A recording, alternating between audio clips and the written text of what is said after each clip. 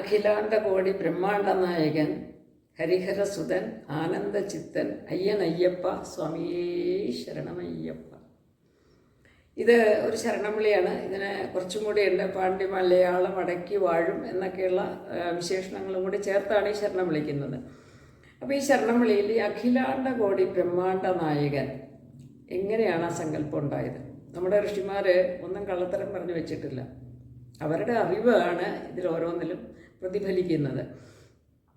ഇന്ന് നമ്മൾ galactic centre എന്ന് പറഞ്ഞിട്ട് ഗൂഗിളിൽ അടിച്ചു നോക്കിയാൽ നട്ടെല്ലിൻ്റെ ആകൃതിയിൽ നമ്മുടെ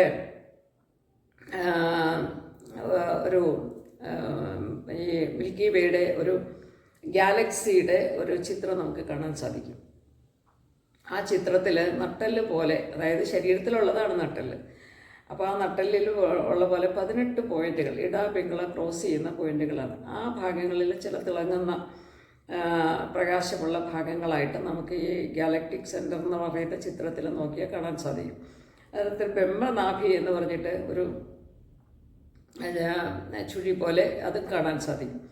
ഇത് യന്ത്ര സംവിധാനങ്ങളൊന്നും ഇല്ലാതിരുന്ന കാലത്ത് മഹർഷിമാർക്കത് ദിവ്യശക്തി കൊണ്ട്, അവരുടെ കഴിവ് കൊണ്ടത് അറിയാൻ സാധിച്ചിരുന്നു. അതെങ്ങനെയാണെന്നുള്ളത് നമുക്കിന്ന് ഊഹിക്കാൻ പറ്റില്ല.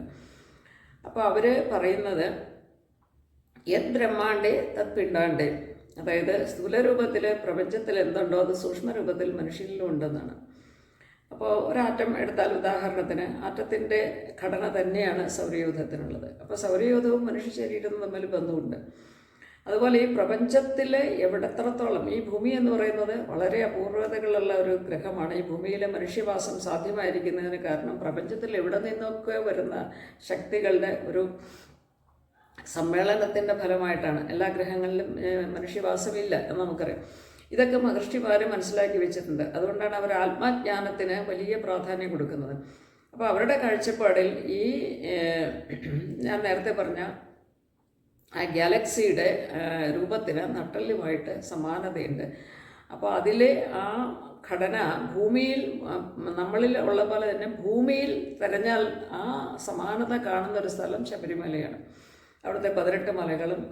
അപ്പോൾ അതുകൊണ്ട് ഭൂമിയിൽ ഈ എന്താ പറയുക, ഗാലക്സിക്ക് സമാനമായിട്ടുള്ള ഒരു ഘടന ഭൂമിയിൽ ഒരിടത്ത് കാണുന്നത് ശബരിമലയിലാണ്. അത് ഞാൻ പറഞ്ഞു. അതാണ് ശബരിമലയുടെ പ്രത്യേകത. അപ്പോൾ പ്രപഞ്ചവുമായിട്ട്, പ്രപഞ്ചത്തിൻ്റെ ഊർജം വന്ന് പതിക്കുന്ന ഒരു സ്ഥലമായിട്ടാണ് ശബരിമലയെ വിശേഷിപ്പിക്കുന്നത്. അതുകൊണ്ടാണ് ഉരക്കുഴി തീർത്ഥത്തിനൊക്കെ വലിയ പുണ്യമാണ് നമ്മൾ കൽപ്പിക്കുന്നത്. അപ്പോൾ അങ്ങനെ ആ പോയിന്റിലിരിക്കുന്ന ഭഗവാന്റെ ദിവ്യമായ ശക്തികൾ അത് നമ്മളിപ്പോഴും അനുഭവിച്ചറിയുന്നുണ്ട്. എന്തൊക്കെ രാഷ്ട്രീയക്കാർ പറഞ്ഞാലും ശരി, ഭഗവാന്റെ ശക്തി എന്താണെന്ന് ഇപ്പോൾ ജനം തിരിച്ചറിയുന്നുണ്ട്. അപ്പോൾ ഈ ശക്തി ഭഗവാനിലേക്ക് എത്തുന്നത് പ്രപഞ്ചത്തിൽ നിന്നാണ്. അതുകൊണ്ടാണ് അഖിലാണ്ട കോടി ബ്രഹ്മാണ്ട നായകൻ ഹരിഹരസുതൻ ആനന്ദചിത്തൻ അയ്യപ്പ സ്വാമിയേ ശരണമയ്യപ്പ എന്ന് നമ്മൾ ശരണം വിളിക്കുന്നത്. ഇത് നമുക്ക് പൂർവികർ പറഞ്ഞു തന്നിട്ടുള്ള കഥയാണ്. അവർക്ക് ഗാലക്സി ഒന്നും അറിയില്ല. എന്നാലും പാലാഴി ആയിട്ട്, ഈ പാലാഴിയിൽ നടക്കുന്ന അഭിഷേകത്തിൻ്റെ തീർത്ഥം ഉരക്കുഴി എന്ന് പറയുന്ന തീർത്ഥസ്ഥലത്ത് വന്ന് പതിക്കുന്നതായിട്ടാണ് അവർ നമുക്ക് പറഞ്ഞു തന്നിട്ടുള്ള കഥകൾ. ഈ കഥ നിങ്ങൾ പലരും നമ്മുടെ പൂർവികരിൽ നിന്ന് കേട്ടിട്ടുണ്ടാവും. അപ്പോൾ അത്രയേറെ പവിത്രതയാണ് ഈ ശബരിമലയ്ക്കുള്ളത്. ഇത് ലോകത്തിൽ ഇതുപോലെ വേറൊരു പോയിന്റ് ഇല്ല. ഇതുപോലെ വേറെ അപൂർവതകളുള്ള ഒരു ക്ഷേത്രം വേറെയില്ല. അയ്യപ്പൻ്റെ സങ്കല്പം പോലെ സങ്കല്പമുള്ള ഒരു ക്ഷേത്രവും വേറെ എവിടെയും കാണാൻ സാധിക്കുകയില്ല. കാരണം ഇതുപോലൊരു സ്പോട്ട് വേറെ ഒരിടത്തും ഇല്ലാത്തത് കൊണ്ട് തന്നെയാണ്. അപ്പോൾ ഈ ക്ഷേത്രം നിർമ്മിച്ചിരിക്കുന്നതിന് പരശുരാമനാണ് എന്ന് പറയുന്നുണ്ട്. തീർച്ചയായിട്ടും അത്ര വലിയ ജ്ഞാനികൾക്ക് മാത്രമേ ഈ പ്രപഞ്ചത്തിലെ ഊർജത്തിൻ്റെ ഉറവിടങ്ങളും അതിൻ്റെ സഞ്ചാരപാതകളും ആ സഞ്ചാരപാതകൾ ഉണ്ടാക്കുന്ന റൂട്ടുകൾ, നമ്മൾ റോഡ് നിർമ്മിക്കുന്നതിന് എങ്ങനെയൊക്കെയാണ് അതിനുള്ള കണക്കുകൾ എന്നുള്ള പോലെ പ്രപഞ്ചത്തിൽ ഊർജം സഞ്ചരിക്കുന്ന പാതകളുണ്ട്. കാറ്റ് വരുന്നത് ഇപ്പോൾ നമുക്ക് കാണാൻ സാധിക്കും. അതുപോലെ മഴയുടെ പല ഭാവങ്ങൾ നമുക്ക് കാണാൻ സാധിക്കും. സുനാമി വരുന്നത് നമുക്ക് കാണാൻ സാധിക്കുന്നുണ്ട്. അപ്പോൾ ഇതൊന്നും ഇല്ലാതിരുന്ന കാലത്ത് ഭൂമിയിലെ ഈ പ്രദേശം വളരെ ദിവ്യമായൊരു പ്രദേശമാണ് എന്ന് സന്യാസിമാർ മനസ്സിലാക്കിയിരുന്നു. അപ്പോൾ അവിടെ ഒരു സുവർണക്ഷേത്രം ഉണ്ടായിരുന്നു എന്നുള്ളത് ഹിന്ദുക്കളുടെ വളരെ പഴയ ഒരു വിശ്വാസമാണ്. ഇപ്പോഴും നമ്മുടെ പൊന്നമ്പലവാസൻ, പൊന്നമ്പല മേടെന്നൊക്കെ പറയുന്നത് അതുകൊണ്ട് തന്നെയാണ്. അപ്പോൾ ശബരിമല എന്ന് പറയുന്നത് അപൂർവത്തിൽ അപൂർവമായിട്ടുള്ള ലോകത്തിലെ തന്നെ മറ്റ് ഇതുപോലെ നമുക്ക് സമാനത ഇല്ലാത്ത ഒരു ക്ഷേത്രമാണ്. അതൊരു പുണ്യക്ഷേത്രമാണ്.